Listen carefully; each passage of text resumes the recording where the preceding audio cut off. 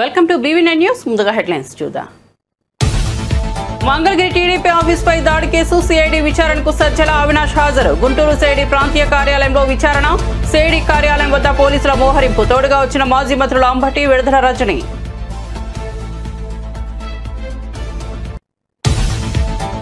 సరిహద్దుల్లో పాక్ కాల్పులు. తెలుగు జవాన్ వీరమరణం. జమ్మూ కాశ్మీర్లో పాకిస్తాన్ జరిపిన కాల్పుల్లో తెలుగు జవాన్ మురళీ నాయక్ మృతి.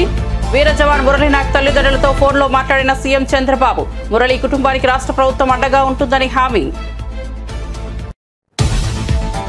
అది మాకు సంబంధం లేని విషయం అన్న జేడీ వాన్స్. భారత్ పాకిస్తాన్ మధ్య ఉద్రిక్తత. పరిస్థితులపై అమెరికా ఉపాధ్యక్షుడు ఆసక్తికర వ్యాఖ్యలు. ఈ విషయంలో అమెరికా ఎట్టి పరిస్థితుల్లో జోక్యం చేసుకోదని స్పష్టీకరణ. ఇరు దేశాలు అగ్రరాజ్యం నియంత్రణలో లేవన్న జేడీ వాన్స్.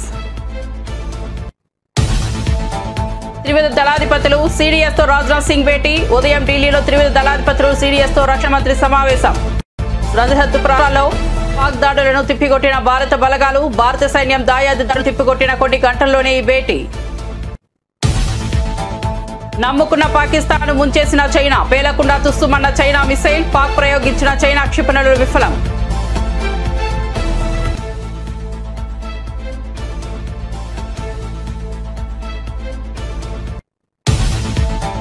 ఐపీఎల్ ఒక వారం పాటు నిలిపివేస్తున్నామన్న బీసీసీ అధికారిక ప్రకటన. భారత్ పాక్ మధ్య తీవ్ర ఉద్రిక్తతలు. సరిహద్దుల్లో యుద్ధ వాతావరణం. ఐపీఎల్ నిర్వహణపై కీలక నిర్ణయం తీసుకున్న బీసీసీఐ. దేశ భద్రత కంటే ఏది ముఖ్యం కాదన్న భారత క్రికెట్ బోర్డు. ఇక వార్త వివరాల్లోకి వెళ్తే, పాకిస్తాన్ వాడిన టర్కీకి చెందిన సోంగర్ యుఏవీ డ్రోన్లను భారత సాయుధ దళాలు విజయవంతంగా తిప్పికొట్టినట్లు కల్నల్ షోఫియా ఖురేషి తెలిపారు. పంజాబ్లోని బఠిండా సైనిక స్థావరంపై దాడి చేయడానికి పాక్ డ్రోన్ ప్రయత్నించగా అది విఫలమైంది. భారత దళాలు కైనెటిక్, నాన్ కైనెటిక్ పద్ధతులను ఉపయోగించి ఈ డ్రోన్ నిఘాదారులను అడ్డుకున్నాయి. ఇవి నిఘా సేకరణ కోసం పంపిన యుఏవీఎస్ అని గుర్తించిన భారత బలగాలు వాటిని తక్షణమే నిర్వీర్యం చేసినట్లు తెలిపారు. इस्तेमाल घुसपैठ का प्रयास करने के लिए किया गया. भारतीय सशस्त्र बलों ने काइनेटिक्स व नॉन काइनेटिक साधनों का उपयोग करके इनमें से कई ड्रोन्स को मार गिराया. इतने बड़े पैमाने पर हवाई घुसपैठों का संभावित उद्देश्य वायु रक्षा प्रणालियों का परीक्षण करना और खुफिया जानकारी इकट्ठा करना था. ड्रोन के मलबे की फोरेंसिक जांच की जा रही है. प्रारंभिक रिपोर्ट्स से पता चलता है कि वे तुर्की के असीस गार्ड सोंगर ड्रोन्स हैं. इसके उपरांत रात में पाकिस्तान के एक सशस्त्र यूएवी ने भटिंडा सैन्य स्टेशन को निशाना बनाने की कोशिश भी की, जिसे पकड़ा गया और उसे निष्क्रिय कर दिया गया. पाकिस्तानी हमले के जवाब में पाकिस्तान में 4 हवाई रक्षा स्थलों पर सशस्त्र ड्रोन्स लॉन्च किए गए. इनमें से एक ड्रोन एडी रडार को नष्ट करने में सक्षम रहा. पाकिस्तान ने जम्मू कश्मीर के तंगधार, उरी, पुंछ, मेंढर, राजौरी, अखनूर और उधमपुर में भारी कैलिबर आर्टिलरी गन और सशस्त्र ड्रोन्स का उपयोग करके नियंत्रण रेखा के पार गोलीबारी भी की, जिसके परिणाम स्वरूप भारतीय सेना के कुछ जवान हताहत हुए और घायल हुए. भारतीय जवाबी कार्रवाई में पाकिस्तानी सेना को भी बड़ा नुकसान पहुंचाया गया. इसके अलावा पाकिस्तान का गैर जिम्मेदाराना व्यवहार फिर से सामने आया.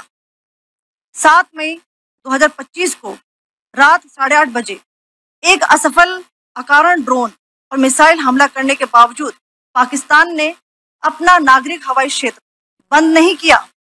पाकिस्तान अपने नागरिक विमानों को ढाल के रूप में इस्तेमाल कर रहा है, जबकि उसे अच्छी तरह से पता है कि भारत पर उसके हमले से हवाई रक्षा की तीव्र प्रतिक्रिया होगी.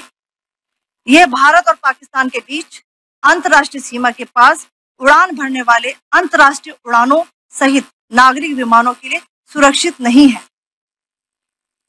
यहाँ स्क्रीन शॉट में पंजाब सेक्टर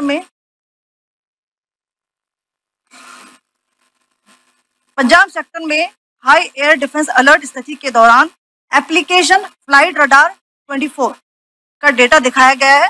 जैसा कि आप देख रहे हैं यहाँ पर भारतीय पक्ष का हवाई क्षेत्र घोषित बंद के कारण नागरिक हवाई यातायात से पूरी तरह से रहित है. कराची और लाहौर लाहौर के बीच के हवाई अड्डे मार्ग पर नागरिक एयरलाइंस उड़ान भर रही है। हाई अलर्ट किया गया है विमान फ्लाइनेस एविएशन का एयरबस 320, जैसा कि आप यहाँ देख रहे हैं,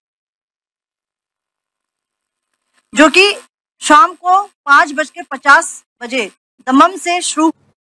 వైసీపీ ప్రభుత్వ హయాంలో మంగళగిరిలోని తెలుగుదేశం పార్టీ కార్యాలయంపై జరిగిన దాడి ఘటనకు సంబంధించిన కేసులో వైసీపీ ప్రధాన కార్యదర్శి సజ్జల రామకృష్ణారెడ్డి విచారణకు హాజరయ్యారు. గుంటూరులోని సిఐడి ప్రాంతీయ కార్యాలయంలో జరిగిన విచారణకు మరో నేత దేవినేని అవినాష్ తో కలిసి హాజరయ్యారు. మంగళగిరిలోని టీడీపీ కేంద్ర కార్యాలయంపై జరిగిన దాడి అప్పట్లో సంచలనమైంది. ఈ ఘటనకు సంబంధించి సజ్జల రామకృష్ణారెడ్డిపై కేసు నమోదైంది. ఈ నేపథ్యంలో సిఐడి అధికారులు జారీ చేసిన నోటీసుల మేరకు గుంటూరులోని సిఐడి ప్రాంతీయ కార్యాలయంలో విచారణకు హాజరయ్యారు. రావడమేందిలే రాక ముందు నుంచే ఎన్నికల కమిషన్ పరిధిలో ఇంకా మేము అధికారంలో ఉండగానే జగన్మోహన్ రెడ్డి గారు వైఎస్ఆర్సీపీ అధికారంలో ఉండగానే ఎన్నికల కమిషన్ పరిధిలోకి వచ్చిందని చెప్పి దాని ద్వారా ఎంత అడ్డగోలుగా వ్యవహరించారో, ఎంత రాజ్యాంగ విరుద్ధంగా రాజ్యాంగాన్ని ఉల్లంఘించి వైలెన్స్ క్రియేట్ చేశారో అందరూ చూసాం. ఇంకా ఆ తర్వాత ఏకంగా పరిపాలనలోకి వచ్చినాక పథకం ప్రకారం ఏ అంటే అది రాసుకోవడం, నువ్వు సంతకం పెడతావో లేదో వచ్చిన వాడికి అక్కడ ఉన్నా ఉండకపోయినా కేసు పెట్టడం, మేజిస్ట్రేట్ దగ్గర తీసుకోవడం, రిమాండ్కి పంపించడం, ఆ తర్వాత ఇంకోటి ఏదో పెట్టడం. దానికేమో ఆ టైంలో ఎవరైతే నిందితుడిగా వీళ్ళు పెడుతున్నారో వాళ్ళు అక్కడ ఉండడం అవసరంలా, లేదా రాయించిన వాడు ఎవడో వాడికి పరిచయం కూడా అవసరంలా.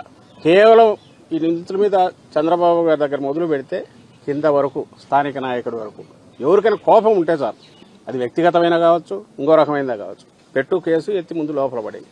వేల మంది అవుతున్నారు. కావాలి అప్పుడు ఎమ్మెల్యేగా అప్పుడు ఎప్పుడుదో పాతది కంప్లైంట్ మా హయాంలోనే కంప్లైంట్ ఇచ్చారు టీడీపీ వాళ్ళు ఎవరు, దాన్ని ఇప్పుడు ఓపెన్ చేసి 307 పెట్టి ఆయన మీద ఒక కేసు పెట్టారు. నిన్నటికి రాత్రి ఇప్పుడే ఇంతకుముందే తెలిసింది, కల్తేరు మా పార్టీ ఎంపీటీసీ ఎస్సీ మహిళ తెల్లవారుదామున 3 గంటలకు వెళ్లి ఆమె దుస్తులు మార్చుకుని వస్తాను నైటీలో ఉన్నానంటే కూడా వినకుండా బలవంతంగా 20-30 మంది వచ్చి అలాగే ఆమె నైటీలో ఉన్న ఆమెను తీసుకెళ్లి మహిళని కూడా చూడకుండా తీసుకెళ్లేసి వేశారు. ఇప్పుడు ఐ థింక్ కోర్టులో పెట్టబోతున్నాం. చట్టం క్లియర్ గా చెప్తోంది, చీకటి పడిన తర్వాత కానీ ఇంకో రకం కానీ మహిళల విషయంలో ఎట్లా వ్యవహరించాలనేది క్లియర్ కట్ ప్రొసీజర్ ఉంది, ఇన్స్ట్రక్షన్స్ ఉన్నాయి, గైడ్ లైన్స్ కూడా కాదు, స్పెసిఫిక్ ఉన్నాయి, సుప్రీంకోర్టు ఆర్డర్స్ ఉన్నాయి.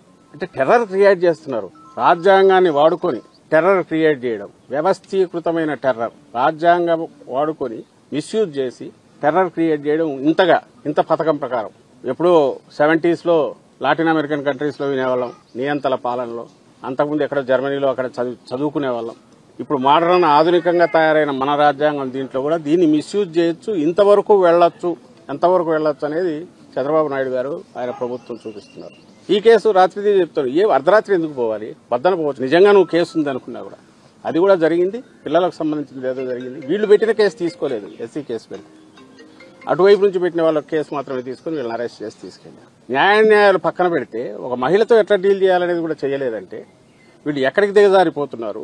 కేవలం ఒక రౌడీలు ఎట్లా బిహేవ్ చేస్తారో, మేము ఇదిగో దౌర్జన్యం చేస్తామనే విషయం తెలిసి భయపడాలి మీరందరూ అని చెప్పడానికే ఇవన్నీ చేస్తున్నారేమో అని అనిపిస్తుంది. ఆపరేషన్ సింధూర్ తర్వాత భారత్ పాకిస్తాన్ మధ్య ఉద్రిక్త వాతావరణం నెలకొన్న విషయం తెలిసిందే. ఈ ఆపరేషన్ ను సహించలేని దాయాది పాకిస్తాన్ వక్రబుద్ధితో భారత సరిహద్దు ప్రాంతాలపై క్షిపణి డ్రోన్ దాడులకు పాల్పడుతోంది. ఈ క్రమంలో జమ్మూ కాశ్మీర్ లో పాకిస్తాన్ జరిపిన కాల్పుల్లో తెలుగు జవాన్ వీరమరణం పొందారు. మృతి చెందిన జవాన్ ను మురళి నాయక గుర్తించారు. వీర జవాన్ది ఏపీలోని సత్యసాయి జిల్లా గోరంట్ల మండల పరిధిలోని కల్లితండా. గురువారం రాత్రి సరిహద్దు వెంబడి పాక్ కాల్పులు జరపగా మన సైన్యం కూడా దీటుగానే బదిలిచ్చింది. ఈ ఎదురు కాల్పుల్లో మురళి నాయక్ చనిపోయినట్లు సమాచారం. శనివారం స్వగ్రామానికి వీర జవాన్ పార్థివ దేహం రానున్నట్లు తెలుస్తోంది.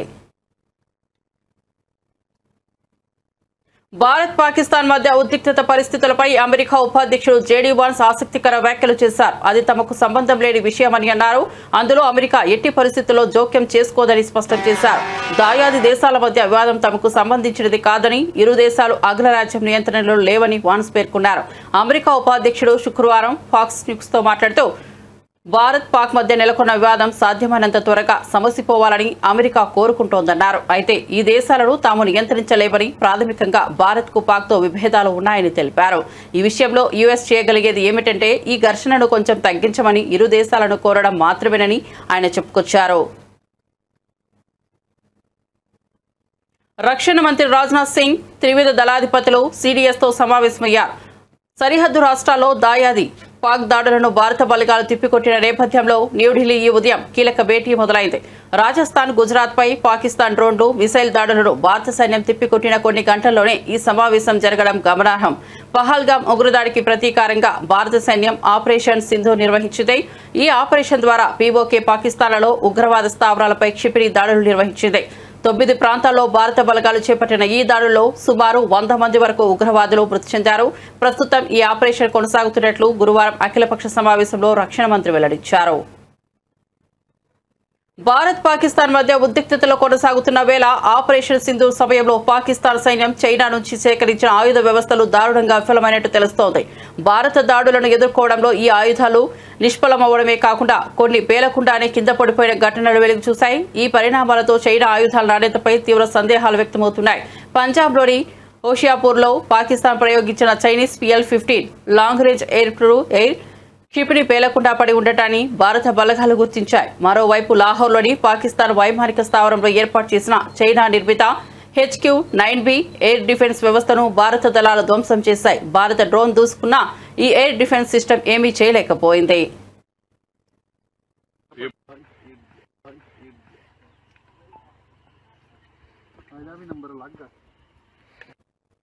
దేశ రక్షణ కోసం ఆపరేషన్ సింధూర్లో భాగంగా ప్రాణాలు అర్పించిన వీర జవాన్ పెనుగొండ నియోజకవర్గం గోరంట్ల మండలం కల్లితండాకు చెందిన మురళీ నాయక్ మృతి పట్ల ఏపీ ముఖ్యమంత్రి చంద్రబాబు తీవ్ర సంతాపాన్ని వ్యక్తం చేశారు. ఈ మేరకు ఆయన మురళీ నాయక్ ఆత్మకు శాంతి చేకూరాలని ప్రార్థిస్తూ శ్రద్ధాంజలి ఘటించారు. ముఖ్యమంత్రి చంద్రబాబు అమర జవాన్ మురళీ నాయక్ తల్లిదండ్రులు శ్రీమతి జ్యోతిబాయి, శ్రీరామ్ నాయక్తో కలిసి ఫోన్లో మాట్లాడారు. పుత్రశోకంలో బాధపడుతున్న వారిని ఆయన ఓదార్చారు. అతి చిన్న వయసులోనే కేవలం 25 ఏళ్లకే దేశం కోసం మురళీ నాయక్ తన ప్రాణాలను త్యాగం చేశాడని పేర్కొన్నారు. అందులో చేరిన వ్యక్తుల్లో మన తెలుగు బిడ్డ మురళీ నాయక్ ఈ జిల్లా వాసి. ఆ మురళీ నాయక్ ప్రాణాలు కోల్పోవడం చాలా బాధేస్తుంది. ఈరోజు మీరు చూసినప్పుడు జమ్మూ కాశ్మీర్ సరిహద్దుల్లో పాకిస్తాన్ జరిపిన కాల్పుల్లో మన ఉమ్మడి జిల్లాకు సంబంధించిన వ్యక్తి నిన్న చనిపోయారు. గోరంట్ల మండలం కల్లి తండాకు చెందినటువంటి మురళీ నాయక్ వీర మరణం, దేశం కోసం చనిపోయారు. బాధేస్తుంది. వాళ్ళ తల్లిదండ్రులతో ఇప్పుడే నేను మాట్లాడాను. తల్లి వచ్చి జ్యోతిబాయ్, తండ్రి వచ్చి రామ్ నాయక్. వారికి నా ప్రగాఢ సానుభూతి తెలియజేస్తున్నా. ఈ రాష్ట్రం, ప్రభుత్వం, సమాజం మీకు అండగా ఉంటామని ఈ సభా సమావేశంలో హామీ ఇస్తున్నానని చెప్పి కూడా నేను మీకు తెలియజేసుకుంటున్నాను. 2 సంవత్సరాలు ఆర్మీలో ఉన్నాడు. ఎనలేని సేవలు అందించాడు. ప్రజాస్వామ్యంలో ప్రపంచంలో ఎక్కడ కూడా హింసకు తావు లేదు. అందరూ కూడా ప్రగతిలో పోటీ పడవలసిన అవసరం ఉంది. దేశాన్ని అభివృద్ధి చేసుకుని ప్రజలకు మెరుగైన జీవన ప్రమాణాలు అందజేయాల్సిన విషయం ఉండాలి. కానీ ఎక్కడికక్కడ కవ్వింపు చర్యలు చేయడం, లేనిపోని సమస్యలు క్రియేట్ చేయడం చాలా బాధేస్తుంది. అయితే ఇలాంటి జరిగినప్పుడు మనం అందరం కూడా అండగా ఉండాలి. దేశభక్తితో ముందుకు పోవాల్సిన అవసరం ఉంది. మన రాష్ట్రంలో ఉండే అన్ని ప్రాంతాలు కూడా అప్రమత్తంగా ఉండాలి. దేశం చేసే పోరాటానికి ప్రతి ఒక్క వ్యక్తి సంఘీభావాన్ని తెలియజేయాలి. అండగా ఉంటామని నినదించి చెప్పాల్సిన అవసరం ఉందని చెప్పి కూడా నేను మీకు తెలియజేస్తున్నాను. భారత్ మాతాకి, భారత్ మాతాకి, భారత్ మాతాకి. అదే సమయంలో ఎవరైతే చనిపోయారో, వీర మరణం పొందారో వారి కోసం 2 నిమిషాలు మురళీ నాయక్ ఆత్మకు శాంతి కలగాలని కుటుంబ సభ్యులకు ప్రగాఢ సానుభూతి తెలియజేసుకుంటూ, ప్రస్తుతం జరుగుతున్న టాటా IPL 2025ను తక్షణమే వారం రోజుల పాటు నిలిపివేస్తున్నట్లు భారత క్రికెట్ కంట్రోల్ బోర్డు అధికారిక ప్రకటన చేసింది. ఇటీవలి ఉగ్రదాడి, పాకిస్తాన్ సాయుధ బలగాల దుండగులకు చర్యలు, సరిహద్దు ఉద్రిక్తతల నేపథ్యంలో దేశ భద్రతకు అత్యంత ప్రాధాన్యతనిస్తూ ఈ నిర్ణయం తీసుకున్నట్లు తెలిపింది. ఈ మేరకు BCCI ఒక ప్రకటన విడుదల చేసింది. IPL పాలక మండలి అన్ని కీలక భాగస్వాములతో సంప్రదింపులు జరిపిన తర్వాత ఈ నిర్ణయానికి వచ్చినట్లు BCCI గౌరవ కార్యదర్శి దేవజిత్ సైకియా విడుదల చేసిన ప్రకటనలో పేర్కొన్నారు. చాలా ఫ్రాంచైజీస్ తమ ఆటగాళ్ల ఆందోళనలు, మనోభావాలను తెలియజేశాయని, అలాగే ప్రసాదదారులు ప్రసారదారులు, స్పానర్లు, అభిమానుల అభిప్రాయాలను కూడా పరిగణలోనికి తీసుకున్నామని వివరించారు. పరిస్థితిని సమగ్రంగా అంచనా వేసిన తర్వాత సంబంధిత అధికారులు, భాగస్వాములతో చర్చించి టోర్నమెంట్ కొత్త షెడ్యూల్, వేదికల వివరాలను త్వరగా ప్రకటిస్తామని వెల్లడించారు. निर्णय लिया है कि आईपीएल को अभी फिलहाल 1 सप्ताह के लिए स्थगित किया गया है। उसके बाद जो स्थिति है उसका जायजा लेके सरकार से विचार विमर्श करके जो हमारे स्टेक होल्डर्स हैं, फ्रेंचाइजी और ब्रॉडकास्टर, इन सबसे बात करके नए शेड्यूल की घोषणा की जाएगी। मौजूदा परिस्थिति में हमने ये तय किया है कि अभी जो स्थिति है उसको देखते हुए इसको जो है निलंबित कर दिया जाए। उसी दृष्टि से इसको निलंबित किया गया है। और जहाँ तक सुरक्षा की बात है तो हमें भारतीय सेना पे गर्व है और बीसीसीआई पूरी तरह से दृढ़ता के साथ सरकार और सेना के साथ खड़ी हुई है और हमारा पूर्ण समर्थन है उनको। और जिस तरह से हमारी सेनाओं ने जो वीरता का परिचय दिया है, जिस तरह से हमारी सेनाओं ने मुकाबला करके परास्त लोगों को किया है, तो हम पूरी तरह से उसका समर्थन करते हैं और उसके साथ हैं। जहाँ तक नई डेट्स उन सबका सवाल है तो हम कंसल्ट करेंगे सबसे और नई डेट्स की घोषणा उस दृष्टि से करेंगे। हम धन्यवाद करना चाहते हैं हमारे ब्रॉडकास्टर का, जियो टीवी का, और दूसरा जो है ये टाटा आईपीएल जो टाटा स्पॉन्सर है, और बाकी से हमारे जो फैंस हैं सबका, कि उन्होंने जो है ऐसे मौके पे इस मामले में अपना हमारा साथ दिया, क्योंकि फ्रेंचाइजी वगैरह ने भी तमाम चिंताएं प्रकट की थी खिलाड़ियों को लेके, तो इन सबको ध्यान में रख के निर्णय लिया गया है। सर रीशेड्यूल होगा, रीवर्क होगा, वेन्यू क्या इंडिया ही रहने वाला है कि एक अलग जोन, या ऐसी पॉसिबिलिटीज भी है कि बीसीसीआई एक्सप्लोर करेगा आईपीएल को देश से बाहर ले जाने के लिए? नहीं, देखिए अभी ऐसा कुछ था नहीं। नया शेड्यूल जो बीसीसीआई के सेक्रेटरी मिस्टर सैकिया ने प्रेस नोट जारी किया है उसमें स्पष्ट है कि जो नया शेड्यूल बनाया जाएगा उसमें सारा विचार विमर्श करके ही जो है नया शेड्यूल बनाया जाएगा। जो स्टेक होल्डर्स हैं उन सबसे बात करके उस दृष्टि से जो है नए शेड्यूल की घोषणा की जाएगी और निश्चित रूप से नया शेड्यूल आएगा, लेकिन उस समय परिस्थितियों आकलन करके हम निर्णय लेंगे। सर अगर क्योंकि आपको नया शेड्यूल बनाना पड़ेगा तो विंडो हम कहाँ देख रहे हैं, क्योंकि हमारे इंडिया के लगातार बैक टू बैक मैचेस है, इंडिया को इंग्लैंड जाना है। नहीं, विंडो तो हमने कर लेंगे, विंडो की कोई समस्या नहीं है, क्योंकि जितने और बोर्ड हैं वो पूरी तरह से सहयोग करते हैं हमारे साथ। तो ये विशेष परिस्थितियों में लिया गया निर्णय है, इसलिए विंडो वगैरह की समस्या नहीं आएगी। 1 हफ्ता सर ये सस्पेंशन है, ऐसे में जो ओवरसीज प्लेयर्स हैं क्या वो फ्लाई बैक करेंगे या फिर ये उनके ऊपर है, ओवरसीज प्लेयर्स के उनका अपना निजी फैसला कि क्या करते हैं, फ्रेंचाइजी का अपना फैसला कि ओवरसीज प्लेयर्स के साथ क्या करते हैं, उनका ट्रैवल की जो आइटनरी है वो क्या बनाते हैं। सर आगामी अगस्त में भी बांग्लादेश में इंडियन क्रिकेट टीम को जाना है, एशिया कप है, उसको लेकर भी कुछ नहीं भाई, आगे की कोई प्रोग्राम की घोषणा नहीं है और वो जब होगी तो हिसाब से आपको अवगत करा दिया जाएगा। सर प्लेयर्स रुकेंगे या प्लेयर्स को जाने का बोल दिया? नहीं, ये फ्रेंचाइजी पर निर्भर करता है और प्लेयर्स इंडिविजुअली क्या डिसाइड करते हैं, ये फ्रेंचाइजी और प्लेयर्स के बीच की बात है। చంద్రబాబు నాయుడు నేతృత్వంలోని కూటమి ప్రభుత్వం వైసీపీ నాయకులు, కార్యకర్తలను లక్ష్యంగా చేసుకుని వేధింపులకు పాల్పడుతోందని ఆ పార్టీ నేత రవీంద్రనాథ్ రెడ్డి మండిపడ్డారు. ఎన్నికల సమయంలో ఇచ్చిన ఏ ఒక్క హామీని కూడా ఈ ప్రభుత్వం నెరవేర్చలేదని విమర్శించారు. కూటమి ప్రభుత్వంలో స్కీమ్లు లేవని, ఉన్నవన్నీ స్కామ్లేనని అన్నారు. రాష్ట్ర ప్రభుత్వం ఇప్పటికే 1.70 లక్షల కోట్ల అప్పు చేసిందని, అయితే ఆ నిధులతో ఎటువంటి అభివృద్ధి కార్యక్రమాలు చేపట్టలేదని మండిపడ్డారు.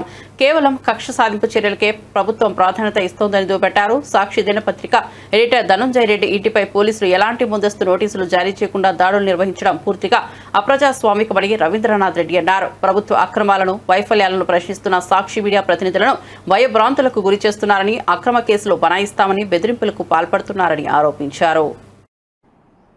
ఈ రాష్ట్రంలో మాత్రం అటువంటి పరిస్థితి లేదు. ఈ రాష్ట్రంలో అంతా కూడా వైఎస్ఆర్ కాంగ్రెస్ పార్టీ కార్యకర్తలను, నాయకులను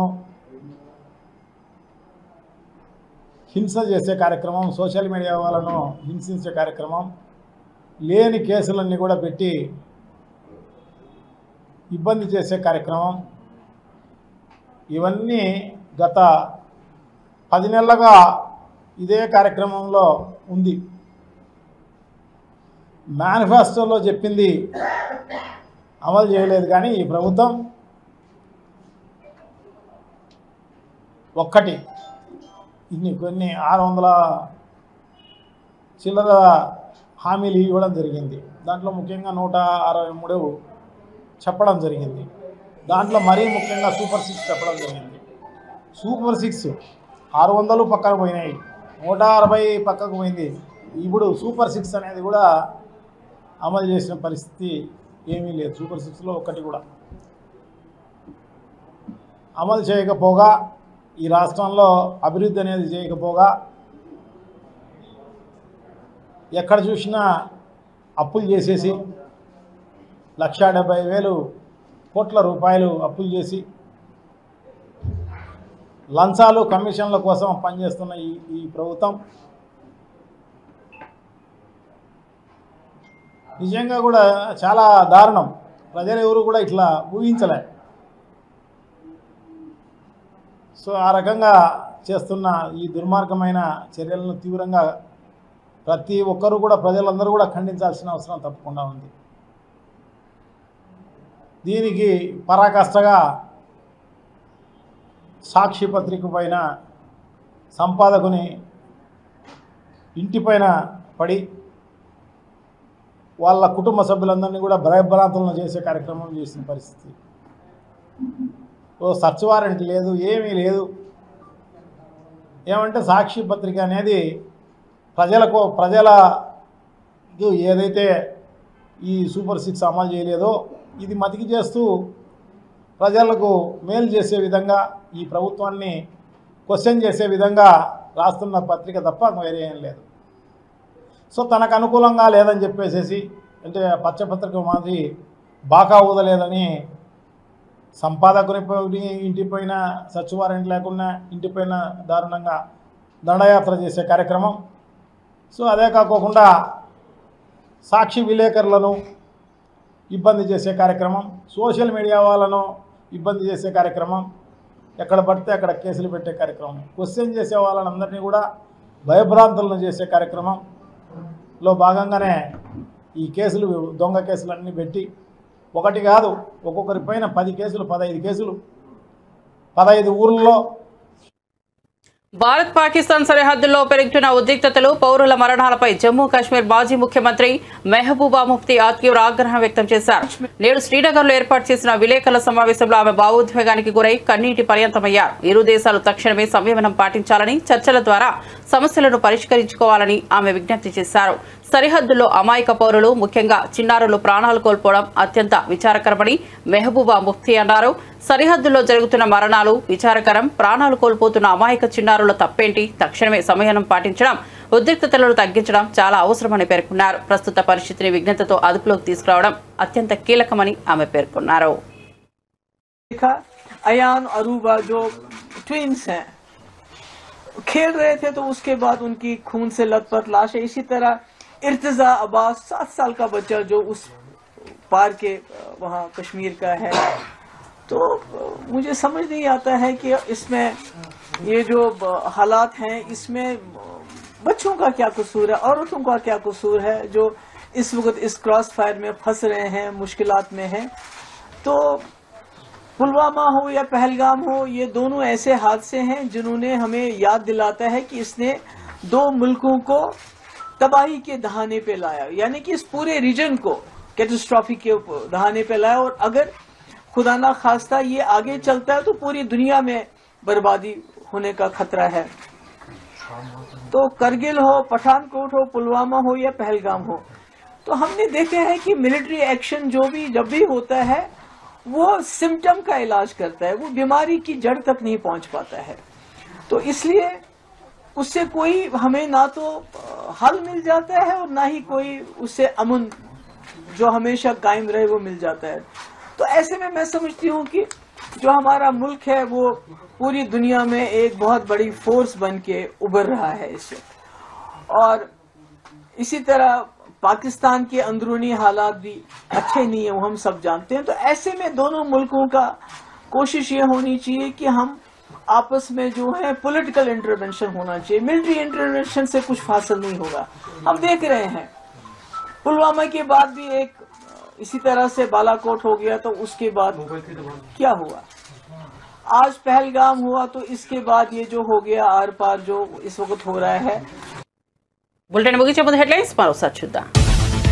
మంగళగిరి టీడీపీ ఆఫీస్పై దాడి కేసు సిఐడి విచారణకు సజ్జల అవినాష్ హాజరు. గుంటూరు సిఐడి ప్రాంతీయ కార్యాలయంలో విచారణ. సిఐడి కార్యాలయం వద్ద పోలీసుల మోహరింపు. తోడుగా వచ్చిన మాజీ మంత్రులు అంబటి, విడుదల రజని.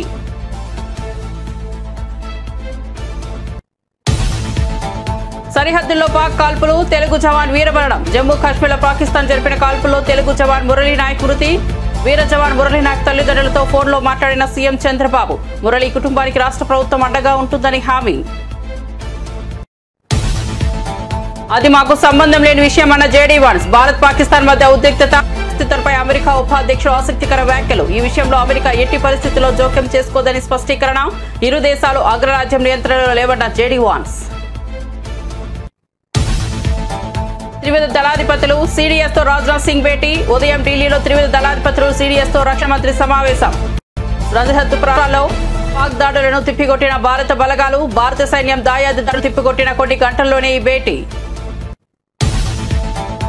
నమ్ముకున్న పాకిస్తాన్ ముంచేసిన చైనా. పేలకుండా తుస్సుమన్న చైనా మిసైల్. పాక్ ప్రయోగించిన చైనా క్షిపణులు విఫలం.